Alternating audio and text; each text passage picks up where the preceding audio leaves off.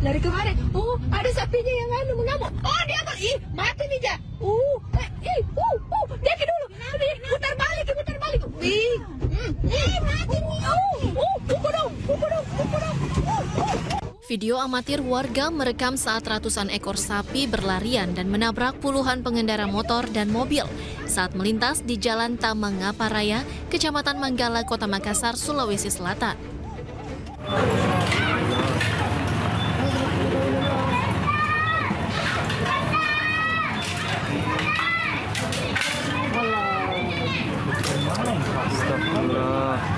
Nggak mau masuk kandang, tapi harusnya kembali ke sana.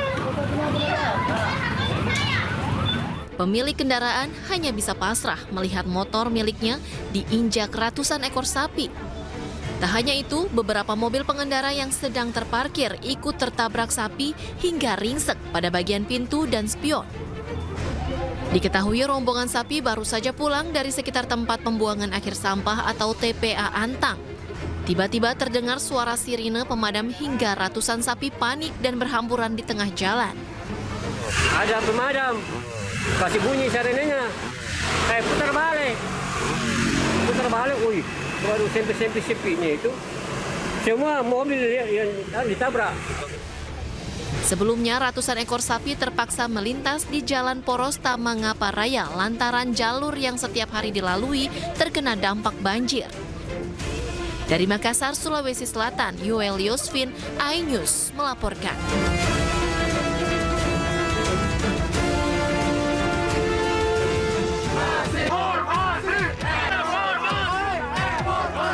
Aksi mahasiswa yang menuntut pembatalan rencana pemerintah menaikkan tarif PPN sebesar 12% dan mengutuk tindakan aparat kepolisian yang dinilai sangat buruk akhir-akhir ini di Kompleks Alun-Alun Purwokerto, Kabupaten Banyumas, Jawa Tengah. Masa aksi yang berusaha menerobos gerbang kompleks perkantoran Pemkab Banyumas dan juga gedung DPRD Kabupaten Banyumas dihadang oleh petugas kepolisian yang berjaga. Aksi saling dorong pun tak dapat dihindarkan. Meski tak berhasil menerobos masuk ke gedung Dewan, massa melanjutkan aksinya dengan berorasi dan membakar ban sebagai simbol semangat membara melawan penindasan dan kesewenang-wenangan. Seperti apa? Untuk harapan kita tetap satu, yaitu semoga ada perubahan dari kebijakan-kebijakan pemerintah, dan semoga aja ada perpu yang bisa melemahkan undang-undang untuk berlakunya PPN 12% tersebut. Sementara itu, gelombang penolakan terhadap rencana kenaikan PPN menjadi 12% terus disuarakan. Di Yogyakarta, warga yang kebanyakan emak-emak menolak dengan tegas rencana tersebut. Mereka kemudian membuat surat terbuka yang ditujukan kepada Presiden Prabowo Subianto. Emak-emak meminta Prabowo membatalkan rencana kenaikan PPN 12% tersebut. Kenaikan pajak menjadi 12% akan memiliki efek domino berupa naiknya harga kebutuhan masyarakat. Mereka mengancam akan memboikot membayar pajak jika PPN 12% jadi diberlakukan tahun depan. Bapak Prabowo yang sangat kami hormati, kami sayangi, kami cintai.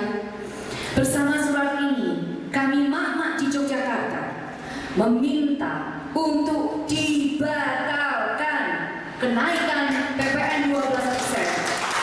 Dan kami minta ada transparansi laporan pajak oleh pemerintah agar dibaca oleh seluruh rakyat Indonesia. Sementara itu, warga juga meminta adanya transparansi dalam penggunaan dana dari berbagai macam pajak yang selama ini dibayarkan oleh rakyat. Tim Liputan iNews melaporkan.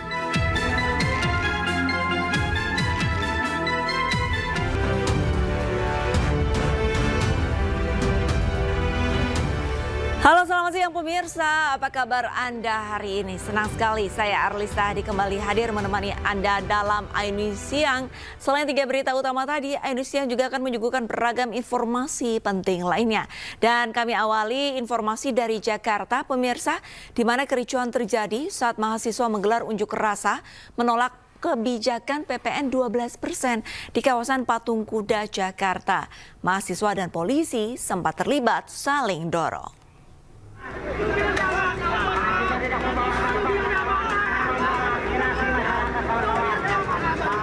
Mahasiswa yang tergabung dalam Badan Eksekutif Mahasiswa Seluruh Indonesia terlibat kericuhan dengan polisi saat unjuk rasa tolak pajak pertambahan nilai naik 12% di kawasan Patung Kuda Monas, Jakarta Pusat pada Jumat malam.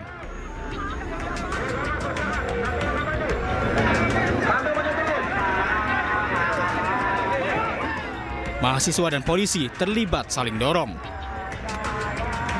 Kericuhan berawal saat mahasiswa enggan membubarkan diri hingga batas waktu penyampaian pendapat pada Sabtu malam. Polisi akhirnya mengerahkan meriam air untuk membubarkan mahasiswa hingga ke Jalan Medan Merdeka Selatan. Dalam aksi ini, satu polisi dilaporkan terluka. Namun polisi juga menyatakan tak ada demonstran yang ditangkap atas aksi ini. Dari Jakarta, Ismalia, iNews melaporkan. Warga bersama petugas menggerebek sebuah kamar indekos di daerah Ulu Jami, Pesanggerahan, Jakarta Selatan. Penggerebekan ini dilakukan karena tempat tersebut sering dijadikan sebagai markas prostitusi.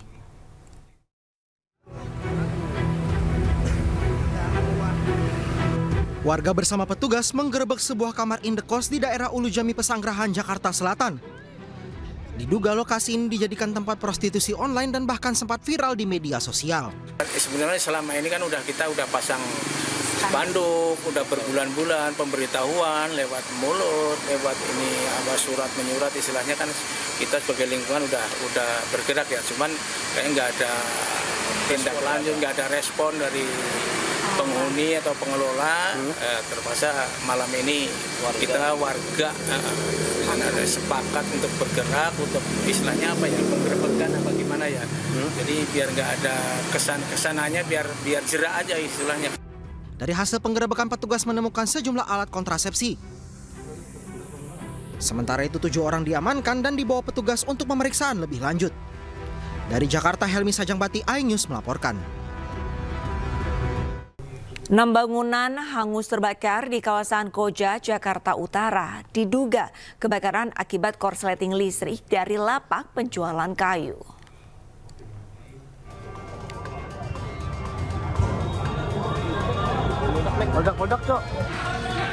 Kebakaran hebat melanda rumah warga dan lapak di Kecamatan Koja, Jakarta Utara pada Sabtu dini hari. Dibantu warga, petugas damkar berupaya padamkan api agar api tidak semakin meluas ke bangunan lain. Setidaknya 6 bangunan terbakar yang terdiri dari 1 rumah warga, 2 toko, dan 3 lapak penjualan kayu dan besi bekas. Dugaan sementara api berasal dari korsleting listrik di salah satu lapak penjualan kayu. Sebanyak 16 unit mobil pemadam kebakaran diturunkan untuk memadamkan api. Yang terbakar ada 2 buah toko, dan ada rumah 1 dan 3 lapak. Lapak ini lapak penjualan kayu ya, kayu bekas. Tak ada korban jiwa maupun luka dalam kebakaran ini, dan api akhirnya berhasil dipadamkan 1,5 jam kemudian. Dari Jakarta, Rio Manik, iNews melaporkan. Ditinggal pergi penghuninya, satu rumah di Barito Utara, Kalimantan Tengah, ludes terbakar. Pemadam kebakaran kesulitan menuju lokasi karena akses jalan yang sempit.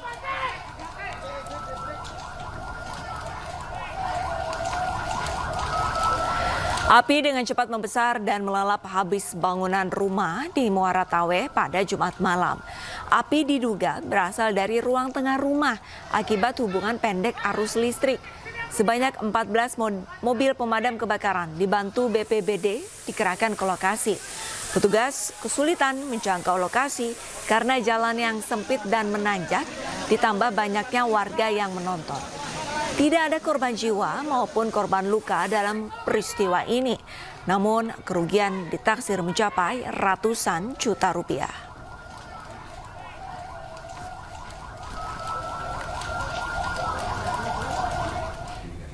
Tiga orang menjadi korban kecelakaan kereta api di perlintasan kereta Tambak Mayor, Kota Surabaya, Jawa Timur. 2 orang meninggal dunia, salah satunya adalah anggota TNI Angkatan Laut. Diduga mereka menerobos palang pintu kereta yang terbuka. Supra lawas.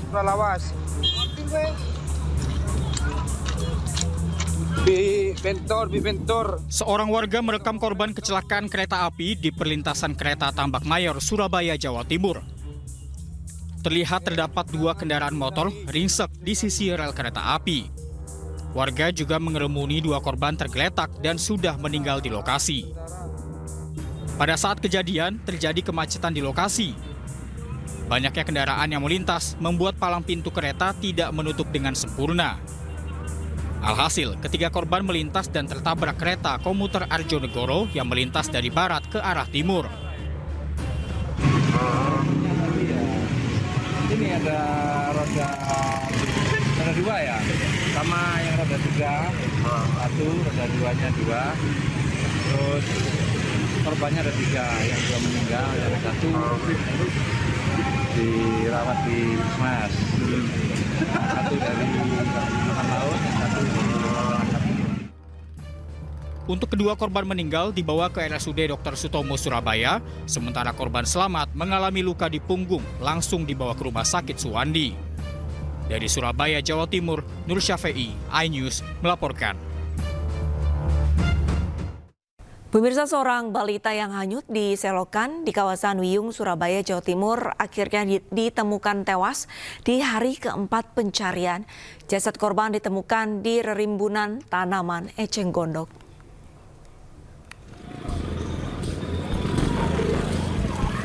Jasad balita bernama Rizky yang hanyut di selokan saat hujan deras pada Selasa sore di kawasan Babatan Wiyung, Surabaya di hari keempat pencarian membuahkan hasil. Pencarian yang mulai diperluas dengan fokus di area jembatan di Jalan Wiyung Pratama. Tim Basarnas langsung melakukan pembersihan tanaman eceng gondok. Petugas melihat ada jasad yang tersangkut di rerimbunan eceng gondok dan petugas memastikan jika jasad tersebut adalah Rizky, balita yang hanyut di selokan.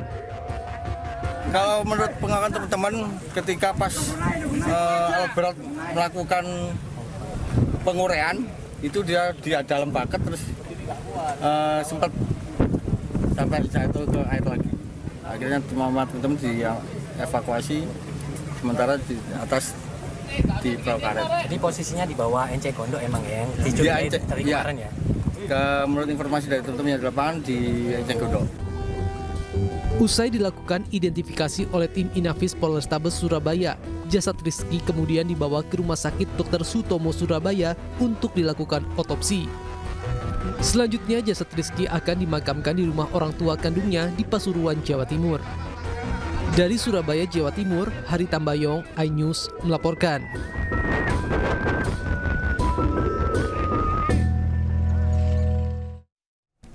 Pemirsa, periode libur Natal dan Tahun Baru, 520.000 tiket kereta api jarak jauh atau KAJJ habis terjual. Guna mengantisipasi lonjakan penumpang, PT KAI Daup 1 Jakarta menyediakan 86 kereta tambahan dengan 1.552 destinasi perjalanan. Per hari ini pemirsa, tercatat ada 34.000 tiket terjual atau 84% dari 44.000 tiket per harinya yang disediakan oleh PT KAI Daup 1 Jakarta pada periode Natal dan Tahun Baru 19 Desember 2024 hingga 5 Januari 2025. Dalam mengantisipasi lonjakan penumpang, PT KAI memberangkatkan 86 kereta api, sudah termasuk kereta tambahan per harinya. Terdapat 1.552 destinasi tujuan yang berangkat dari Stasiun Gambir dan Stasiun Pasar Senen dengan tujuan favorit masyarakat, yaitu Purwokerto, Semarang, Surabaya, hingga Yogyakarta.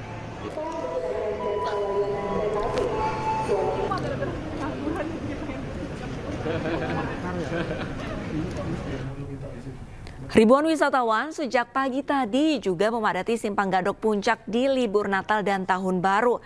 Antrean kendaraan bahkan memanjang hingga sepanjang 1 km. Libur panjang Natal dan Tahun Baru membuat kawasan wisata Puncak terpantau padat. Hal ini terlihat dari antrean panjang kendaraan yang mayoritas berplat B atau asal Jakarta. Guna mengurai kemacetan, pemberlakuan skema rekayasa lalu lintas dengan menggunakan ganjil genap dan one way diberlakukan secara situasional. Sementara kendaraan yang platnya tidak sesuai akan langsung diminta putar balik kendaraan.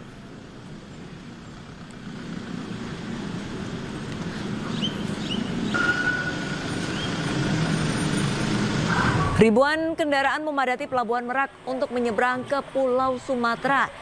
Jika dibandingkan tahun lalu, jumlah penumpang dan kendaraan pada libur Natal dan Tahun Baru di Pelabuhan Merak saat ini menurun. Total penumpang yang menyeberang dari Jawa ke Sumatera selama periode libur Nataru tercatat 342.969 penumpang atau turun 13% jika dibandingkan realisasi di periode yang sama tahun lalu, yaitu 394.575 penumpang.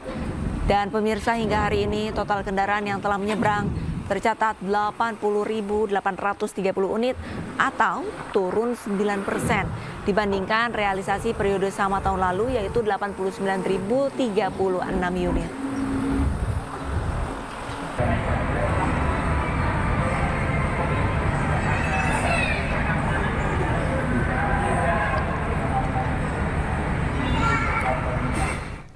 Pemirsa, untuk melihat bagaimana suasana liburan Natal dan Tahun Baru kali ini, kami sudah terhubung dengan rekan Dilami Aulia di Stasiun Pasar Senen Jakarta dan Salam Rahmat di Simpang Gadok Puncak Bogor, serta Iskandar Nasution di Pelabuhan Merak, Banten. Saya akan ke Dilami terlebih dahulu. Dilami, bagaimana suasana Stasiun Pasar Senen siang ini? Apakah sudah mulai terlihat penumpang yang berdatangan untuk bepergian ke luar kota? Ya, selamat siang Arlista dan juga pemirsa. Semakin siang semakin ramai, itulah situasi yang bisa saya gambarkan pada siang hari ini di Stasiun Pasar Senen menjelang Tahun Baru 2025. Nah, kalau misalnya dipantau, ini sejumlah masyarakat yang akan berpergian ke luar kota Jakarta, begitu ya. Dan untuk destinasi favorit ada yang ke Yogyakarta, Surabaya, Malang, hingga Solo. Bahkan untuk keberangkatan ini di sekitar pukul jam 11 ini akan berangkat ke Surabaya, begitu ya.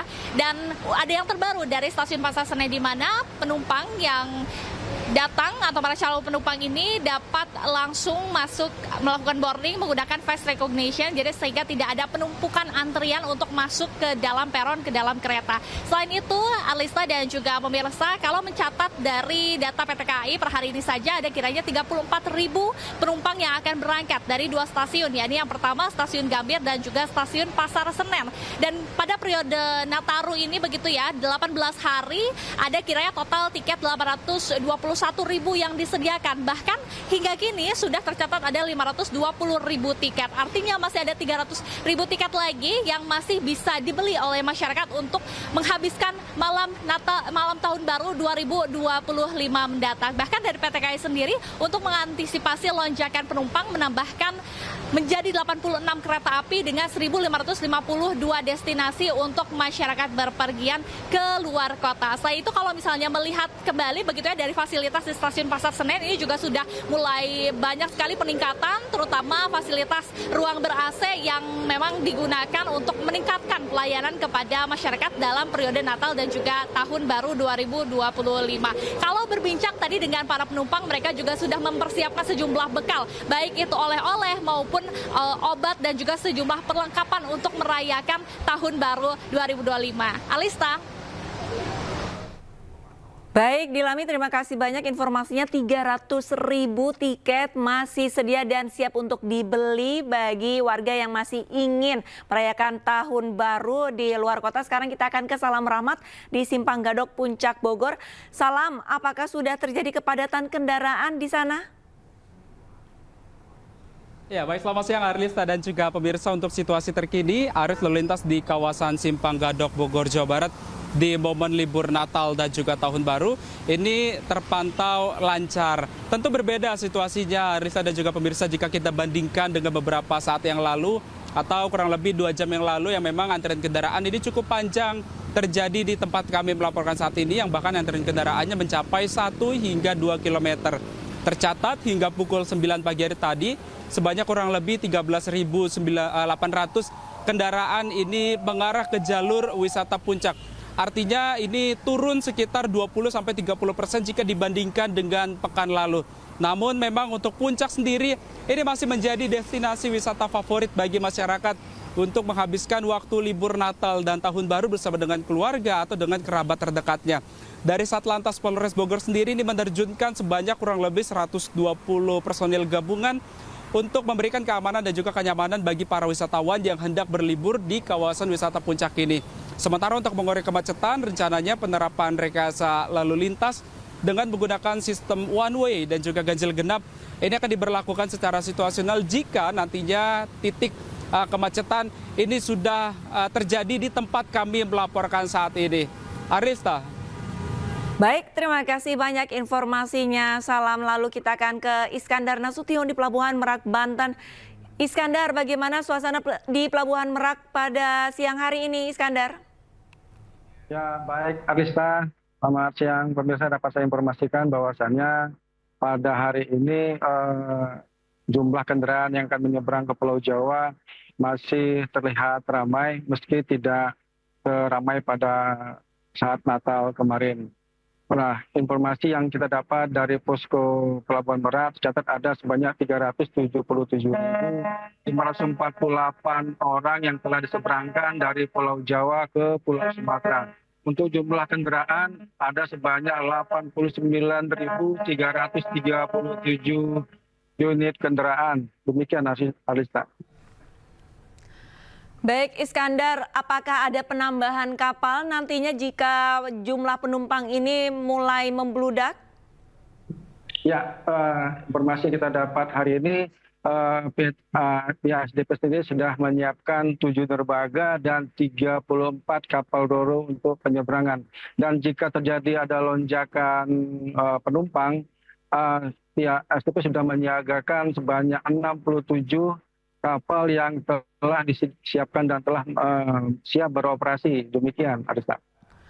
Baik, dari pihak penyedia kapal ini akan menambahkan jumlah armadanya jika jumlah penumpang ini terjadi lonjakan. Terima kasih banyak Iskandar atas laporannya langsung dari Pelabuhan Merak, dan sebelumnya sudah ada rekan Salam Rahmat di Simpang Gadok dan di Lami di Stasiun Pasar Senen Jakarta. Selamat kembali bertugas rekan-rekan. Pemirsa, di puncak libur Natal dan Tahun Baru yang bertepatan dengan akhir pekan, arus lalu lintas di ruas tol Cipularang Purwakarta, Jawa Barat dari arah Jakarta menuju Bandung terpantau padat. Selain lonjakan kendaraan, sejumlah truk ukuran besar yang melaju lambat membuat kendaraan lain tersendat. Ribuan kendaraan dari arah Jakarta menuju Bandung di tol Cipularang, tepatnya di kilometer 82 sekitar kawasan Jatiluhur, Purwakarta terpantau padat bahkan cenderung macet. Kendaraan hanya berjalan lambat, bahkan sesekali tersendat. Kepadatan dan kemacetan kendaraan yang didominasi kendaraan pribadi bernomor polisi Jakarta mengantre panjang, dan sementara arus dari arah sebaliknya, yaitu Bandung menuju Jakarta, relatif normal. Banyak warga memanfaatkan libur panjang Nataru yang bersamaan dengan akhir pekan untuk mudik dan berlibur ke sejumlah lokasi wisata di Bandung dan wilayah Jawa Barat lainnya. Diperkirakan peningkatan arus liburan ke arah Bandung di tol Cipularang masih akan terjadi hingga Minggu esok.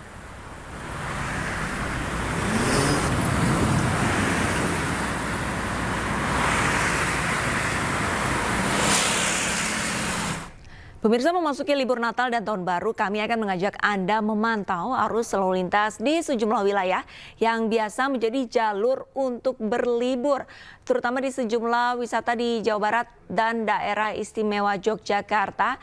Sama-sama kita saksikan situasi terkini di sejumlah kawasan tersebut. Pemirsa, kiri atas itu adalah lokasi di Taman Safari Bogor, Jawa Barat. Pemirsa, lalu lintas masih terbilang ramai dan juga lancar, tidak ada penambahan ataupun lonjakan dari kendaraan di kawasan Taman Safari. Dan untuk di kiri bawah ini adalah kawasan di Cikapayang, Dago, Bandung, Jawa Barat,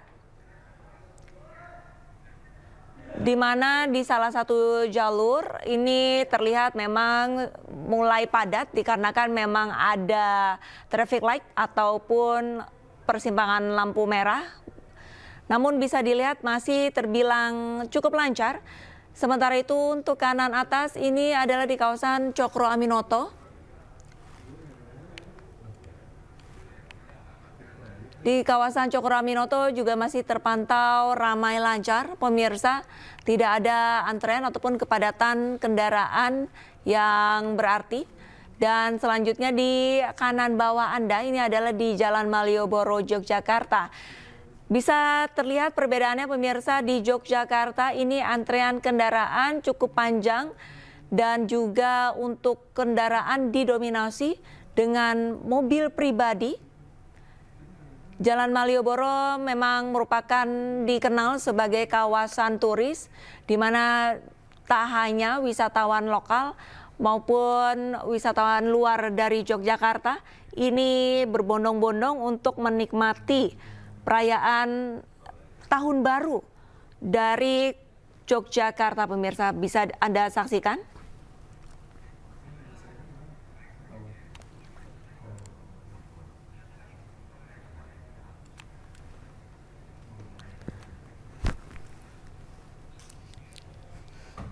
Baik pemirsa, kita ke informasi selanjutnya. Kemarin Menko PMK Pratikno hingga Kapolri Jenderal Listio Sigit meninjau langsung lalu lintas arus mudik Nataru di Tol Jakarta Cikampek. Keduanya juga meninjau posko Nataru di rest area kilometer 57 Tol Jakarta Cikampek.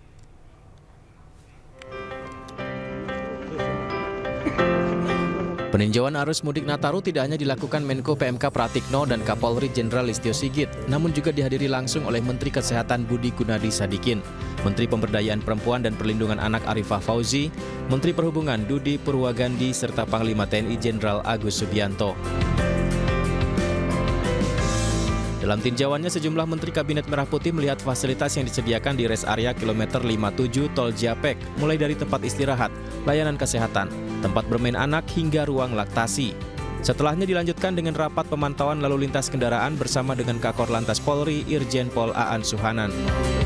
Di sepanjang jalan tol Jakarta Cikampek ini dan juga jalan yang lain, dan kemudian kami melihat bahwa arus mudik lalu lintas berjalan dengan normal, dan setelah itu kami meninjau rest area. Di sini layanannya bagus.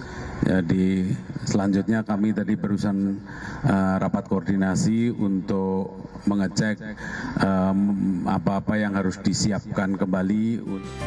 Pada kesempatan itu, para menteri juga turut berkeliling menyapa masyarakat yang beristirahat dan memberikan bingkisan kepada para pemudik. Dari Karawang, Jawa Barat, Dilami Aulia, Dias Triawan, iNews melaporkan. Puluhan awak bus angkutan libur Nataru di Terminal Giwangan, Yogyakarta menjalani tes urin yang digelar Badan Narkotika Nasional Provinsi Daerah Istimewa Yogyakarta. Tes urin ini dilakukan untuk memastikan awak bus bebas dari pengaruh zat terlarang.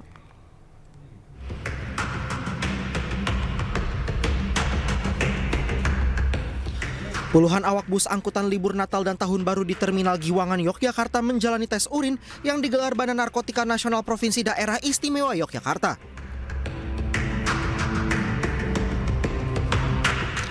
Tes urin melibatkan puluhan personel dari BNNP Daerah Istimewa Yogyakarta. Setiap awak bus yang hendak berangkat dari Terminal Giwangan, Yogyakarta wajib menjalani tes sebagai upaya untuk memberikan rasa aman dan nyaman kepada para penumpang moda transportasi darat, khususnya bagi para pemudik Natal dan Tahun Baru. Kita ingin meyakinkan bahwa para awak pengemudi kendaraan umum yang melayani masyarakat dalam rangka kegiatan Natal dan Tahun Baru ini betul-betul mereka tidak dalam pengaruh narkoba, sehingga jika mereka tidak terpengaruh narkoba, semoga keselamatan masyarakat dalam rangka memperingati Natal dan Tahun Baru ini bisa kita wujudkan bersama. Dalam tes urin ini, petugas memeriksa kandungan zat terlarang. Hasilnya seorang staf PO bus dinyatakan positif. Saat diperiksa, yang bersangkutan mengaku bukan pengemudi dan mendapat obat secara resmi dari resep dokter jiwa. Sementara itu, pihak BNNP Daerah Istimewa Yogyakarta akan terus memantau dan mengawasi awak bus dengan pelaksanaan tes urin tanpa pemberitahuan. Dari Yogyakarta, Heru Trijoko, iNews melaporkan. Pemirsa, Taman Impian Jaya Ancol, Jakarta ternyata masih menjadi pilihan destinasi para wisatawan untuk berlibur. Ragam aktivitas yang dapat dilakukan menjadikan wisata Ancol digemari oleh masyarakat Jakarta dan sekitarnya.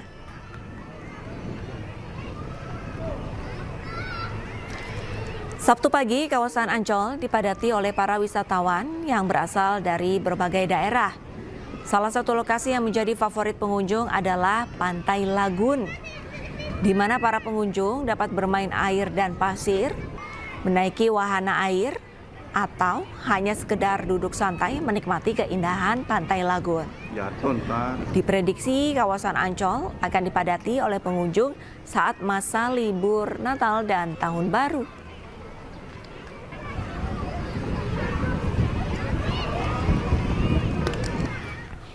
Pemirsa, libur hari Natal, arus lalu lintas di kawasan wisata Lembang pagi tadi sudah mulai terjadi antrean panjang di Jalan Setiabudi hingga masuk ke tempat wisata Lembang.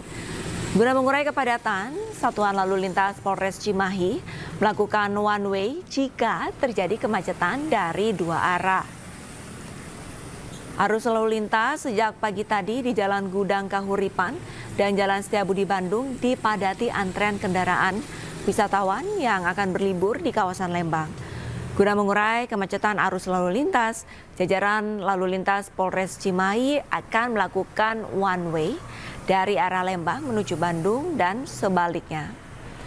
Guna mengantisipasi kemacetan, Satlantas Polres Cimahi menempatkan anggotanya di titik-titik kemacetan, dan kemacetan ini akan terus terjadi hingga libur Natal dan Tahun Baru berakhir.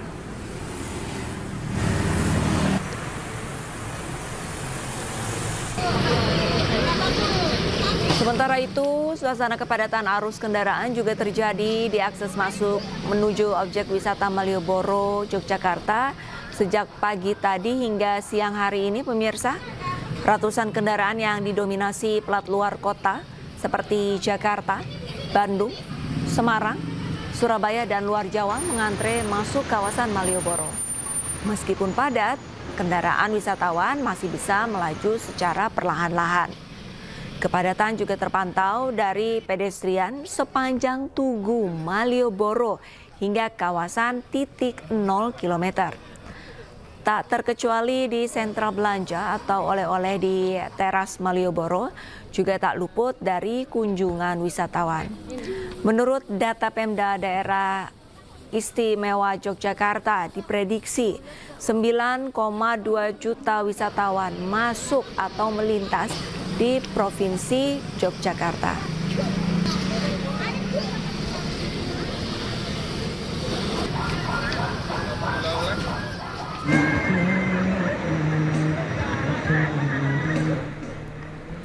Suasana akhir pekan di salah satu tempat wisata pantai di Kota Makassar, Sulawesi Selatan tampak sepi. Cuaca buruk beberapa hari terakhir diduga menjadi alasan sepinya warga yang berlibur ke pantai. Terlihat hanya ada beberapa pengunjung yang datang untuk berlibur di Pantai Villa Biru. Gazebo yang disediakan pun yang biasanya ramai tampak banyak yang kosong. Sementara jumlah pengunjung tidak menyentuh angka 100 per harinya.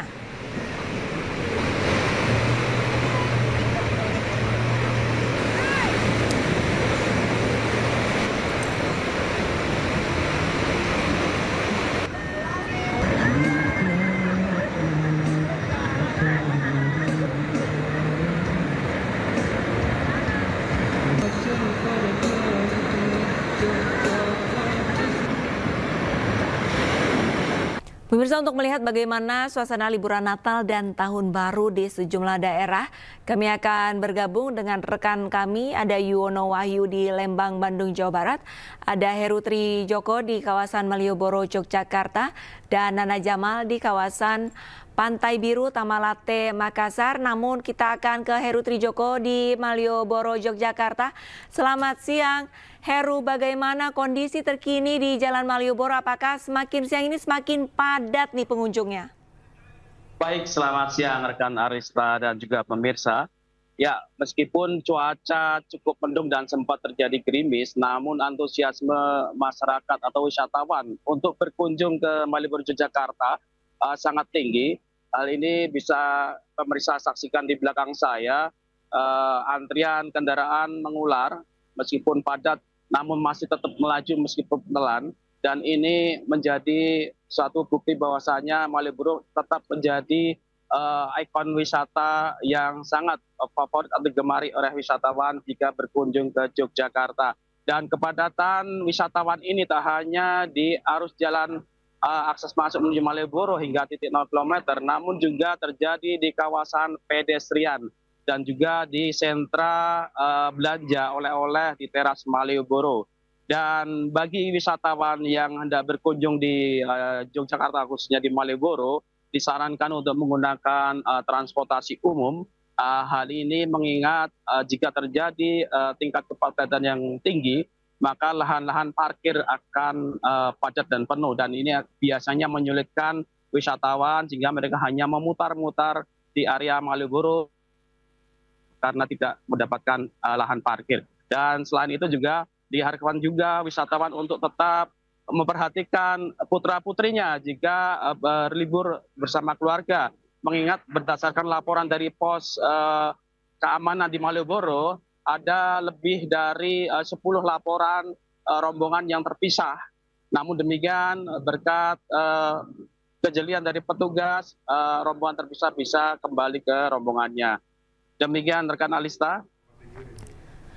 Baik, terima kasih banyak laporannya Heru Trijoko. Dan sekarang kita akan menghubungi Nana Jamal di kawasan Pantai Biru, Tamalate, Makassar. Selamat siang Nana, untuk para pengunjung di Pantai Biru siang hari ini, apakah semakin banyak atau justru malah makin sepi gara-gara cuaca? Nana. Ya, Arlita, siang hari ini kita melihat bahwa cuaca juga sudah semakin tidak mendukung untuk bisa menikmati akhir pekan di Pantai Biru Tamalate Kota Makassar ini. Sudah mulai kembali turun hujan walaupun dengan intensitas yang kecil. Jadi bisa kita lihat sendiri bagaimana kemudian di belakang walaupun beberapa masyarakat juga masih tetap berusaha untuk menikmati liburan mereka di akhir pekan menuju tahun baru ini. Tidak hanya memboyong keluarga mereka untuk datang menikmati pantai, bahkan beberapa pengunjung juga secara pribadi membawa jet ski pribadi mereka untuk bisa mereka nikmati di area Pantai Biru ini. Namun Arlita dan juga pemirsa, yang biasanya ramai di sudut ataupun di tipe-tipe pantai di Kota Makassar ini biasanya di akhir pekan tidak pernah sesepi ini. Namun karena diduga beberapa waktu belakangan ini cuaca memang kurang mendukung sehingga sebagian masyarakat mungkin lebih memilih untuk bisa menikmati akhir pekan mereka di area ataupun di dalam ruangan seperti di mal ataupun di tempat-tempat hiburan lainnya yang dapat melindungi mereka ketika hujan tiba-tiba turun. Karena bisa dikatakan bahwa cuaca di Kota Makassar beberapa waktu belakangan ini memang tidak menentu, kadang tiba-tiba hujan deras, kadang juga cuaca cerah, dan 3 hari belakangan ini memang cuaca sempat cerah di siang hari di Kota Makassar sehingga ada beberapa warga ataupun juga bahkan instansi pemerintah yang kemudian menggunakan waktu tersebut untuk melakukan rapat kerja ataupun musyawarah di sekitar pantai ini. Namun menurut pengelola yang kami sempat tanyai tadi bahwa beberapa waktu belakangan ini tetap tidak terlalu seramai biasanya. Bisa kita lihat kemudian bagaimana kemudian gazebo-gazebo yang biasanya ramai dikunjungi oleh ataupun disewa oleh pengunjung, namun kali ini nampak sangat sepi. Nah, ini ada beberapa pengunjung yang mau kami wawancarai, boleh kita berbincang-bincang sebentar? Nah, ini dengan Bapak Pak Jalil. Pak Jalil, ini sebagai pengunjung, menurut Pak Jalil bagaimana weekend kali ini Pak di Pantai Biru ini? Iya, di Pantai Biru ini tidak seperti biasanya. Biasanya itu kami datang sama teman-teman agak ramai, cuman hari ini saya lihat agak kurang sepi. Mungkin karena pengaruh cuaca kali ya. Baik, terima kasih Pak Jalil. Namun tetap menikmati liburan weekend kali ini ya Pak ya. Baik, terima kasih. Nah, Arlita, tentunya ada banyak sekali referensi-referensi yang bisa dikunjungi di Kota Makassar ini. Namun memang pemerintah sempat menghimbau kepada masyarakat untuk tidak terlalu menghabiskan waktu di area pantai karena cuaca buruk. Arlita. Baik, terima kasih banyak informasinya Nana Jamal. Karena cuaca yang kurang mendukung, justru wisatawan jadi makin sedikit. Lantas bagaimana untuk kondisi di Lembang, Bandung, Jawa Barat? Sudah ada rekan Yono Wahyu. Yono, untuk siang hari ini bagaimana jumlah pengunjung di sana? Selamat siang Arisa dan pemirsa. Hari ini saya berada di depan Great Asia Afrika. Namun untuk menuju kawasan wisata Lembang ini Anda harus terjebak ada kemacetan di wilayah Setiabudi menuju Lembang. Namun secara umum untuk kondisi Lembang sendiri terpantau lancar. Beberapa tempat wisata ada peningkatan, namun dibandingkan tahun-tahun yang lalu ada penurunan sekitar 20 hingga 30%. Rata-rata wisatawan itu dari Jakarta, Jabodetabek lah. Namun Anda harus pada cuaca yang sewaktu-waktu berubah ini. Dipastikan kendaraan Anda, BBM Anda terpenuhi dan sehat kendaraannya. Begitu Arisa. Baik, lantas akankah ada rekayasa lalu lintas jika jumlah kendaraan ini terus melonjak? Baik, biasanya kepadatan itu terjadi lewat jam 12 sampai jam 1 siang.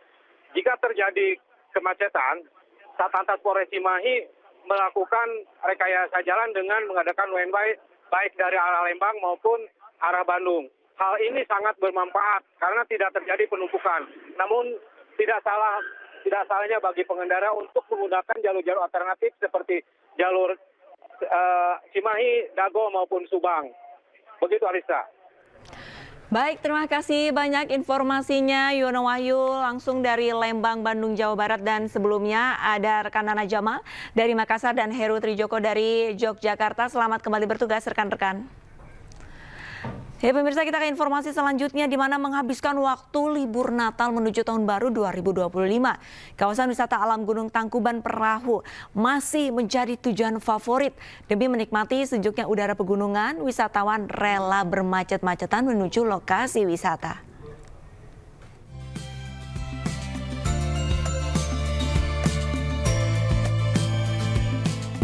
Ribuan orang dari berbagai daerah sejak pagi sudah berdatangan di kawasan wisata Gunung Tangkuban Perahu. Gunung Tangkuban Perahu yang mempunyai ketinggian 2084 di atas permukaan laut jadi salah satu daerah tujuan wisata yang menarik di Jawa Barat. Lingkungan alam dan sumber mata air panas di kaki gunung dengan deretan kawah memanjang beserta legendanya menjadi daya tarik tersendiri. Pertama kali kesini di akhir tahun. Dari mana? Saya dari Pemindahan Gede Bagi. Oh, dari Bandung ya. Yang menarik apa nih Tangkuban Perahu? Kawahnya sama pemandangannya, jalan-jalannya yang apa sih naik turun gitu. Selain jumlah kunjungan meningkat 30%, wisatawan juga diimbau untuk waspada terkait perubahan cuaca yang kerap datang tiba-tiba. Sudah antisipasi, apalagi sesuai dengan cuaca ya. Kalau kita lihat ramalan BMKG, cuaca ini kan cukup ekstrim sekali, angin, hujan, kadang-kadang berbarengan. Tapi kalau kadang-kadang kalau memang dia angin doang, itu pun juga lumayan kencang juga. Tapi kita sudah bisa mengantisipasi, makanya kita banyak petugas untuk mengarahkan pengunjung-pengunjung itu seperti apa harusnya kalau sudah sampai. Eksotika taman wisata alam ini tak hanya menarik perhatian para wisatawan domestik maupun mancanegara. Namun, untuk bisa sampai ke lokasi ini, Anda harus rela terjebak kemacetan. Dari Kabupaten Bandung Barat, Jawa Barat, Yono Wahyu, iNews melaporkan. Pemirsa, tidak hanya di gunung, wisatawan juga bisa menghabiskan libur panjang Natal dan pergantian tahun di Pantai Tanjung Lesung, Pandeglang, Banten. Di objek wisata ini, para pengunjung dapat menikmati keindahan alam sekaligus mencoba berbagai wahana permainan air.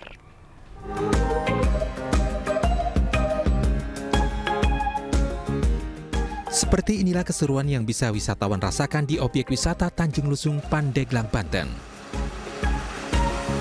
Di sini pengunjung bisa mencoba beragam permainan air seperti donat boat, jet ski, atau bermain kano. Kawasan Pantai Tanjung Lesung dikenal dengan pantai yang bersih dan jernih dengan ombak yang tenang. Apalagi di kawasan wisata ini sudah dipasang breakwater atau pemecah gelombang laut hingga aman dari terjangan gelombang tinggi. Baru ini, tapi berenang juga nggak? Ya, renang. Menurut kalian ini pantai di Tanjung Lesung ini bagus nggak sih? Bagus banget. Jernih bersih ya? Ya. Selain menikmati permainan air yang seru dan memacu adrenalin, wisatawan juga bisa menikmati sunset dan sunrise yang indah. Bagi para wisatawan yang ingin menginap di malam pergantian tahun, pihak Tanjung Lesung juga menyediakan fasilitas kamar penginapan dengan harga terjangkau. Dari Pandeglang, Banten, Iskandar Nasution, iNews melaporkan. Ya, pemirsa, masih di Ayu Siang bersama saya Pram Senjaya, pemirsa, dan kita ke informasi selanjutnya. Densus 88 anti teror menggeledah rumah terduga teroris di Garut, Jawa Barat. Penggeledahan buntut penangkapan seorang terduga teroris di Tasikmalaya. Petugas Densus 88 dan tim gabungan TNI Polri menggeledah sebuah rumah terduga teroris di Desa Jaya Ratu, Sariwangi, Tasikmalaya.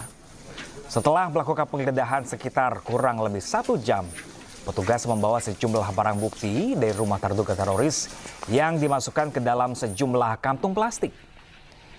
Pihak berwenang masih belum memberikan keterangan resmi terkait penggeledahan ini.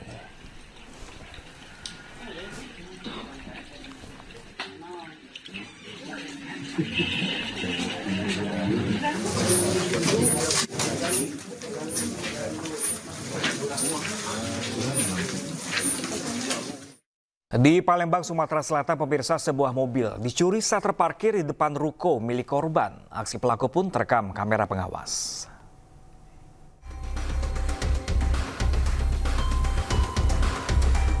Inilah detik-detik aksi pencurian mobil milik Darmal Setiawan berusia 20 tahun, warga Jalan Opi, Kecamatan 15 Ulu, Palembang yang terekam kamera pengawas.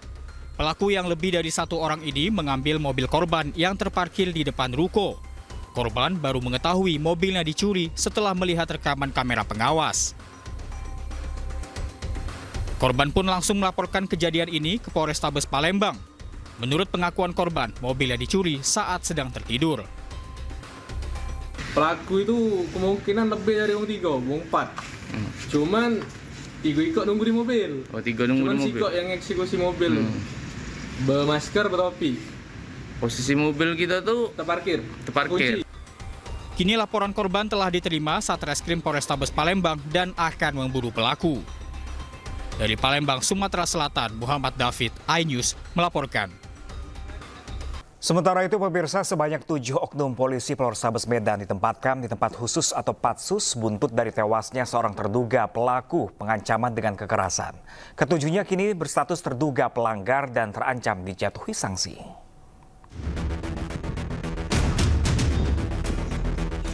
Kapolrestabes Medan Kombes Gideon Arif Setiawan melayat ke rumah korban penganiayaan yang diduga dilakukan oleh 7 oknum polisi. Ketujuh oknum polisi ini telah menjalani pemeriksaan dan kini berstatus sebagai terduga pelanggar. Para oknum polisi ini ditempatkan di tempat khusus atau patsus karena diduga terlibat dalam penganiayaan terhadap seorang terduga pelaku pengancaman dengan kekerasan. Jika nantinya terbukti melakukan pelanggaran, ketujuh oknum polisi Polrestabes Medan terancam akan dijatuhi sanksi sesuai dengan ketentuan yang berlaku. Ada 7 personil. Ya, 7 personil yang kami lakukan pendalaman pemeriksaan secara internal. Lalu terhadap 7 orang personil tersebut kita lakukan penempatan khusus atau patsus. Patsus adalah satu proses yang cukup extraordinary yang dilakukan dalam tahap penyidikan atau pemeriksaan internal. Kami bisa menyimpulkan bahwa ada indikasi kuat memang terjadi kekerasan yang dilakukan oleh personil Satreskrim Polrestabes Medan terhadap almarhum BS, sehingga mengakibatkan meninggal dunianya di rumah sakit. Jadi tidak pada saat itu juga, tapi meninggal dunia di rumah sakit. Aku tadi mana tahu aku lakiku, mau diantar kemana lakiku ini, nggak tahu aku.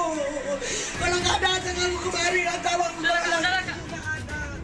Sebelumnya, korban ditangkap polisi bersama 2 orang lainnya atas dugaan tindak pengancaman dan kekerasan. Usai ditempatkan di sel sementara, korban yang baru 2 hari ditahan di Polrestabes Medan meninggal dunia dengan kondisi lebam di wajah dan dada di Rumah Sakit Bayangkara Medan. Pihak Polrestabes Medan tak menampik korban tewas karena adanya tindak kekerasan saat penangkapan. Dari Medan, Sumatera Utara, Adi Palapa Harahap, iNews melaporkan. Direktorat Reserse Kriminal Umum Polda Jawa Tengah mencekal 3 tersangka baru dalam kasus perundungan PPDS Universitas Diponegoro. Pencekalan guna mencegah para tersangka melarikan diri ke luar negeri.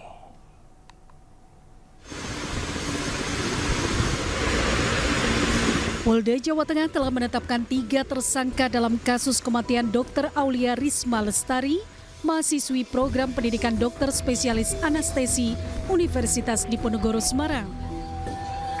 Ini adalah Sri Maryani, staf administrasi di Universitas Diponegoro.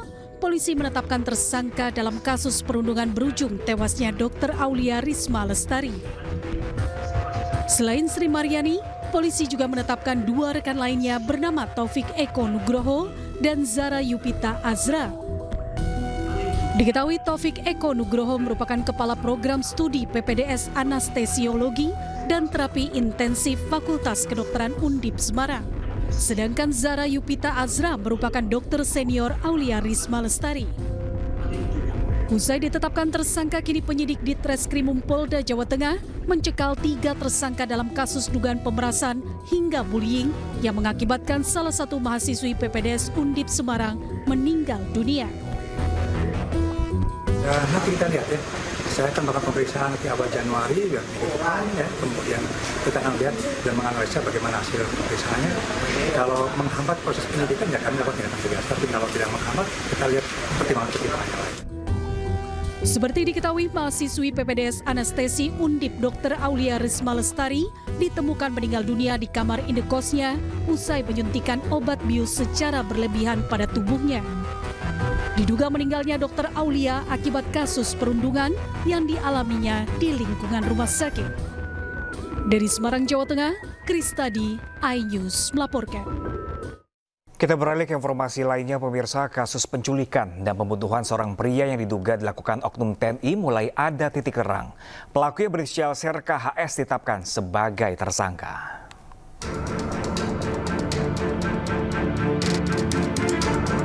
Jenazah seorang pria bernama Andreas Sianipar ditemukan dalam kondisi yang mengenaskan di sebuah kubangan kebun sawit di Kabupaten Labuhan Batu Utara, Sumatera Utara pada Sabtu 21 Desember 2024. Pengakuan dari sejumlah saksi, korban sempat diculik pada tanggal 8 Desember 2024. Diduga kuat, korban sempat dianiaya oleh oknum TNI. Berdasarkan proses penyelidikan, Polrestabes Medan mengamankan 4 orang terduga pelaku. 1 di antaranya adalah oknum anggota TNI yang telah diserahkan ke Pomdam untuk diperiksa lebih lanjut. Kita sudah lakukan yang pertama sebelum terbukti bahwa dilakukan pembunuhan dan penganiayaan, kita sudah tahan yang dilakukan karena kita juga tidak mau mereka menggunakan terbukti dan lain-lain karena sudah ada saksi-saksi yang menyatakan bahwa yang dilakukan pelakunya hari ini adalah bukti makin menguat, sudah pasti tahan dan segera diproses. Pangdam memastikan pelaku yang berpangkat Serka tersebut sudah ditetapkan menjadi tersangka dan diamankan di markas polisi militer Kodam 1 Bukit Barisan. Dari Medan, Sumatera Utara, Ahmad Ridwan Nasution, iNews melaporkan. Sementara itu, pemirsa, polisi mengendus adanya dugaan keterlibatan ibu kandung Agus difabel dalam menjerat para korbannya. Sementara Polda NTB telah merampukan berkas Agus dan menyerahkannya ke jaksa.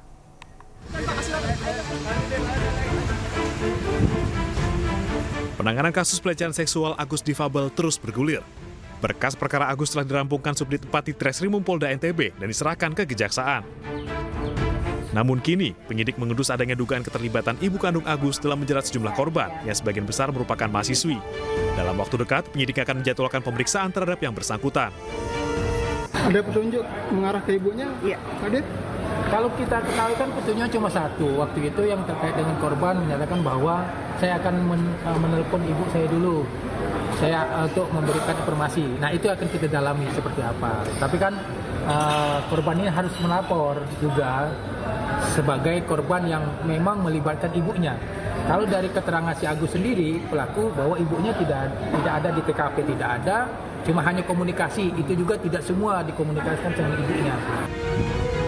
Sementara itu, masa perpanjangan tahanan rumah Agus selama 40 hari segera berakhir.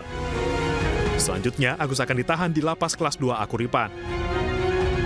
Dari Mataram, Nusa Tenggara Barat, Hari Kasidi, iNews melaporkan. Pemirsa, jumlah kapal yang terbakar di Pelabuhan Pelindo, Tegal, Jawa Tengah sejak Jumat dini hari mencapai 24 kapal. Dan hingga Sabtu pagi, kepulan asap masih terlihat dan guna mengetahui penyebab terjadinya kebakaran, tim lapor Polda Jawa Tengah akan mengerahkan ke lokasi kejadian.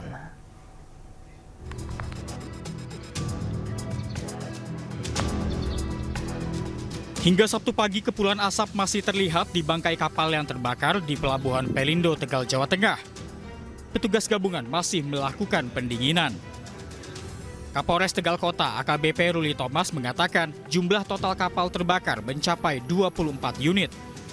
Baik kapal ludes terbakar 100% maupun kapal yang terbakar 20%. Pihaknya juga akan menerjunkan tim laboratorium forensik Polda Jawa Tengah setelah kondisi benar-benar padam. Tim Labfor akan melakukan penyelidikan penyebab terjadinya kebakaran kapal. Ulangi, kapal yang terbakar sudah dapat kita padamkan. Namun masih ada satu kapal yang ada di tengah, ini posisinya masih terbakar, namun sudah berhasil kita lokalisir supaya posisinya tetap di tengah sehingga tidak merembet ke kapal-kapal yang lainnya. Hal ini disebabkan kenapa masih terbakar ya karena ada muatan bahan bakar solar yang masih ada di situ. Sebelumnya 24 kapal terbakar di Pelabuhan Pelindo, Tegal, Jawa Tengah pada Jumat dini hari. Belasan mobil pemadam kebakaran diturunkan dan petugas damkar berjibaku menyemprotkan cairan busa ke sejumlah titik api. Kebakaran serupa juga pernah terjadi pada tahun lalu yang membakar habis 64 kapal penangkap ikan. Akibat kebakaran ini, kerugian para pemilik kapal mencapai puluhan miliar rupiah. Sementara alur pelabuhan untuk akses keluar masuk kapal telah dibuka kembali. Dari Tegal, Jawa Tengah, Unibar, iNews melaporkan. Pemirsa, sebanyak 10.000 buruh PT Sritex menyatakan siap melakukan aksi demonstrasi di Jakarta. Rencana itu sebagai bentuk protes sekaligus meminta perhatian pemangku kebijakan. Sampai dengan hari ini tidak selayaknya, tidak sempat. Serikat Pekerja Sritex Group menyatakan siap berangkat ke Jakarta untuk melakukan aksi unjuk rasa. Rencananya mereka akan meminta pemangku kepentingan agar membantu kelangsungan produksi Sritex dan mengembalikan pekerjaan para buruh. Hal ini dilakukan sebagai buntut gagalnya upaya hukum peninjauan kembali yang diajukan PT Sritex atas putusan Pailit Mahkamah Agung. Akibatnya, sebagian bahan produksi disegel oleh kurator dan menyebabkan aktivitas produksi terhenti. Pada saat PK ini sudah dilayangkan, upaya hukum PK, tapi kan kasasi sudah diputuskan, maka kan proses kepailitan ini kan terus berjalan. Maka upaya untuk melakukan penyegelan dan itu yang sebetulnya tidak kami inginkan dulu untuk saat ini, maka Manajemen Sritex mengatakan tidak bisa mencegah para buruh menyampaikan aspirasinya ke Jakarta. Diputuskan pailit, ingkrah, ini kalian juga resah. Jadi mereka juga inginnya gimana kalau demo dan sebagainya. Tapi kami dari pihak perusahaannya nggak usah demo keluar rame-rame dulu, difasilitasi dulu sini. Makanya tadi kita adakan loh, kita adakan kegiatan tadi untuk penyampaian aspirasi. Ia juga memastikan bahwa rencana aksi ke Jakarta adalah aspirasi buruh yang ingin mendapat kepastian dalam kelangsungan bekerja di Sritex tanpa ada ancaman PHK. Dari Sukoharjo, Jawa Tengah, Joko Piroso, iNews melaporkan. Sebelumnya, pemirsa, Wakil Menteri Ketenagakerjaan Immanuel Ebenezer menyebut ada tangan setan yang diduga sengaja bermain dalam proses kepailitan PT Sritex. Yang pertama, kami menduga dugaan. Dalam proses kepailitan ini ada tangan setan yang bermain.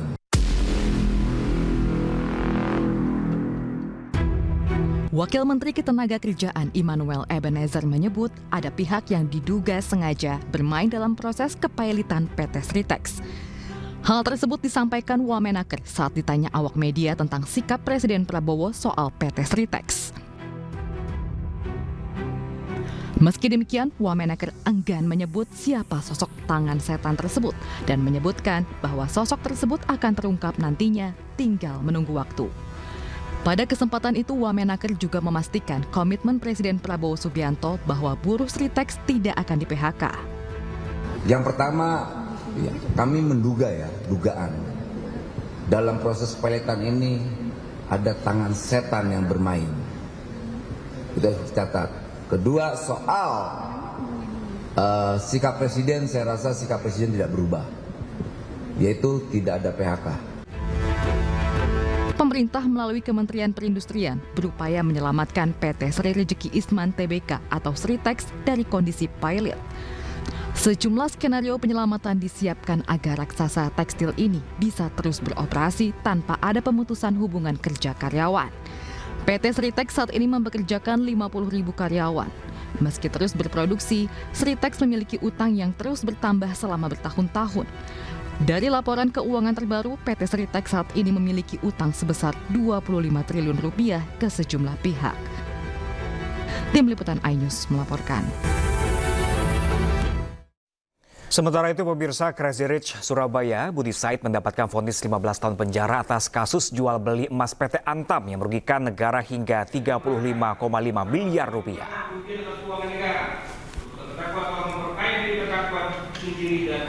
Crazy Rich Surabaya, Budi Said divonis penjara dalam kasus korupsi terkait jual beli emas 58.851 kg. Sidang pembacaan putusan digelar di Pengadilan Tipikor Jakarta kemarin, di mana Budi Said dinyatakan bersalah melakukan rekayasa jual beli emas PT Antam yang merupakan BUMN hingga merugikan keuangan negara senilai 35,5 miliar rupiah. Budi Said divonis 15 tahun penjara dan denda 1 miliar rupiah apabila tidak dibayar, diganti dengan pidana kurungan 6 bulan. Sebagaimana dakwaan ke-1 akan terdakwa Budi Said terbukti secara sah dan meyakinkan bersalah melakukan tindak pidana korupsi dan tindak pidana pencucian uang secara bersama-sama dan berlanjut sebagaimana dakwaan ke-1 primer dan dakwaan ke-2 primer. 2. Menjatuhkan pidana kepada terdakwa Budi Said oleh karena itu dengan pidana penjara selama 15 tahun, denda sejumlah 1 miliar apabila terdakwa tidak dapat membayar uang pengganti selama 1 bulan setelah putusan mempunyai kekuatan hukum tetap, maka harta bendanya dapat disita dan dilelang untuk menutup. Pemirsa, jaksa pada Kejaksaan Agung mengajukan banding atas vonis suami Sandra Dewi Harvey Mois. Jaksa menganggap putusan itu terlalu ringan. Kapus Penkum Kejaksaan Agung Harli Siregar mengatakan pihaknya mengajukan banding atas putusan terdakwa Harvey Mois yang divonis 6,5 tahun penjara. Jaksa juga mengajukan banding atas putusan terdakwa Suwito Gunawan, Robert Indiarto, Reza Andriansyah, dan Suparta. Kelimanya merupakan terdakwa kasus korupsi tata niaga pertambangan timah. Alasan jaksa mengajukan banding karena vonis yang dijatuhkan kepada 5 terdakwa itu terlalu ringan. Jaksa juga menilai ada ketimpangan hukum dalam vonis tersebut. Sebelumnya, Harvey Mois divonis 6,5 tahun penjara dan denda 200 miliar rupiah, padahal ia dinilai merugikan negara hingga 300 triliun rupiah. Banding ini oleh jaksa penuntut umum setelah menggunakan masa pikir-pikirnya dilakukan dengan mempertimbangkan yang pertama bahwa dari sisi stramat bahwa jaksa penuntut umum melihat bahwa ada range yang terlalu jauh antara tuntutan dengan putusan. Yang kedua bahwa tentu jaksa penuntut umum mempertimbangkan rasa keadilan masyarakat yang masih belum dipertimbangkan secara utuh oleh pengadilan. Dan yang ketiga terkait dengan unsur kerugian keuangan negara. Kita tahu bahwa di sana ada kerugian lingkungan sehingga kerugian keuangan negara yang masih sangat besar, ya 300 triliun ya lebih, dan pengadilan oleh jaksa penuntut umum melihat belum mempertimbangkan mengenakan terkait dengan uang pengganti yang sesuai terhadap para pelaku. Pemirsa, berkunjung ke negeri kebab Turki tentunya sangat menyenangkan karena kaya akan budaya dan juga sejarah. Tapi apabila Anda rindu dengan masakan Indonesia yang penuh cita rasa dan rempah, sebuah restoran Indonesia di Taksim, Istanbul bisa jadi pilihan. Rekan kami Camar Hainda akan mengajak Anda merasakan cita rasa Indonesia langsung dari Istanbul, Turki.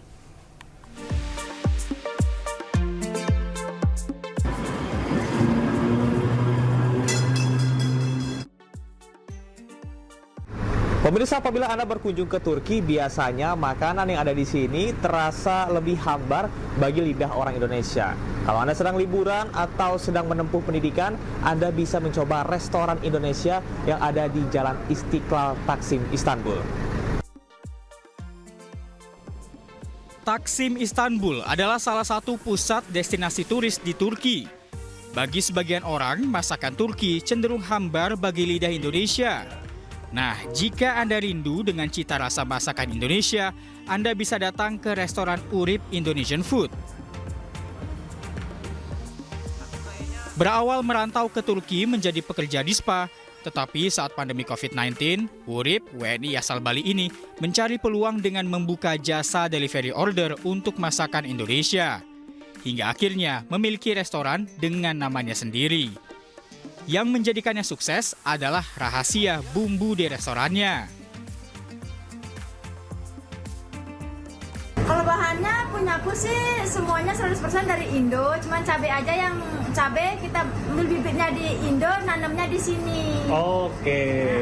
Ada beberapa yang di ini nggak, yang diimpor dari Indonesia langsung, diekspor Indonesia langsung? Ada, apa banyak tuh? kayak lengkuas, cabai juga ada, lengkuas, kencur, itu cuma bumbu-bumbu juga dari Indonesia semua aku, kayak serai juga gitu. Biasanya yang datang ke sini dari mana aja sih? Yang datang ke sini banyak juga sih, yang kayak artis-artis juga ada yang datang, terus banyak umroh juga ada, terus umroh ya? Umroh, terus yang banyak juga kayak karyawan kapal pesiar gitu. Penasaran dengan cita rasanya, saya langsung memesan salah satu menu yang menjadi andalan di restoran ini. Pemirsa, akhirnya makanan saya sudah datang. Ini adalah ayam goreng khas Indonesia lengkap dengan sambal, ada lalapan, terus juga ada tumis sayur dan juga mie ya. Ini berasa saya lagi ada di Indonesia nih. Kita coba ya.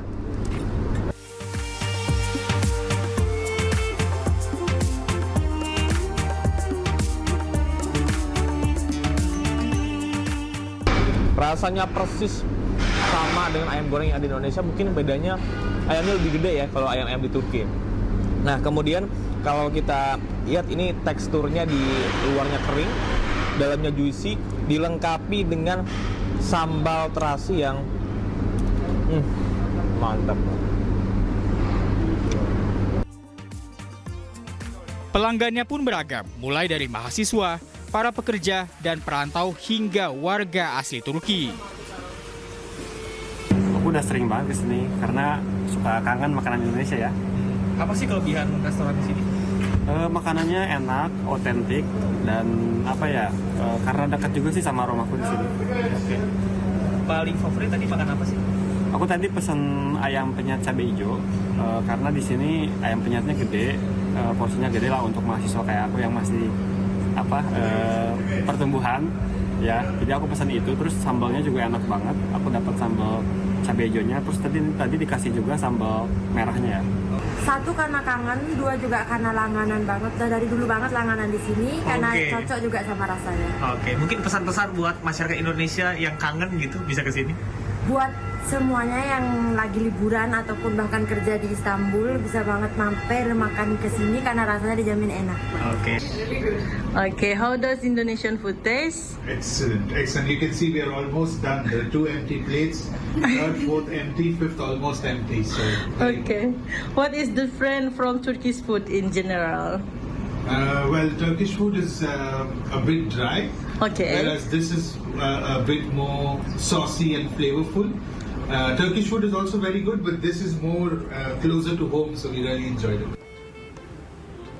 Masalah harga dalam menunya cukup terjangkau, yaitu berkisar 150 hingga 400 lira atau sekitar 50 sampai 300 ribu rupiah.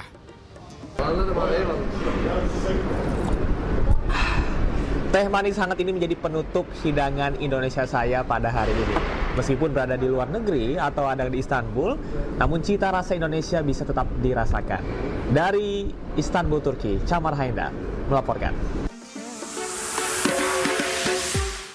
Kita kembali ke tanah air pemirsa, menikmati liburan akhir tahun. Kami ajak Anda untuk menikmati kuliner dari negeri Sakura. Nah, di Malang ada sate Jepang yang dijual di tengah pasar tradisional. Dan pemirsa, informasi ini juga sekaligus menutup jumpa kita di siang kali ini. Dan cuplikan tayangan berita iNews dapat Anda saksikan di kanal YouTube @official iNews. Saya Pram Senjaya pamit undur diri. Selamat berakhir pekan, terima kasih dan sampai jumpa.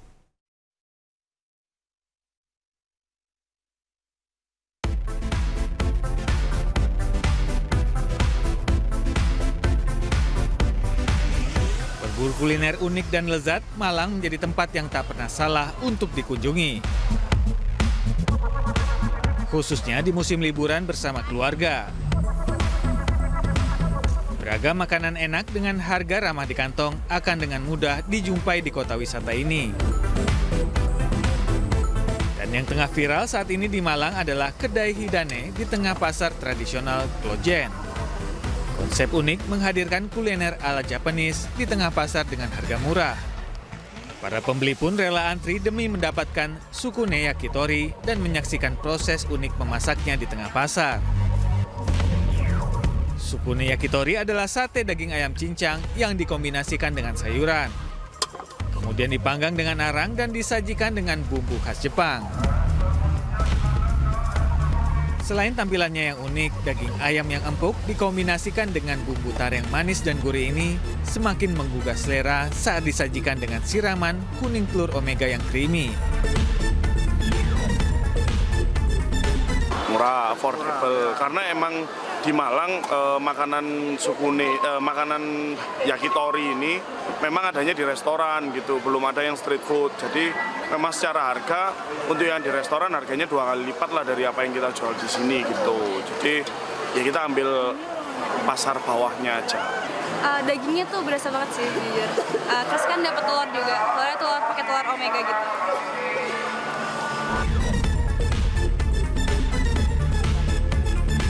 Harga yang murah di kantong mulai 20 ribuan juga membuat pengunjung rela antri sejak pagi. Nah, bagaimana pemirsa, Anda tertarik mencobanya? Dari Malang, Jawa Timur, Denny Irwansyah, iNews melaporkan.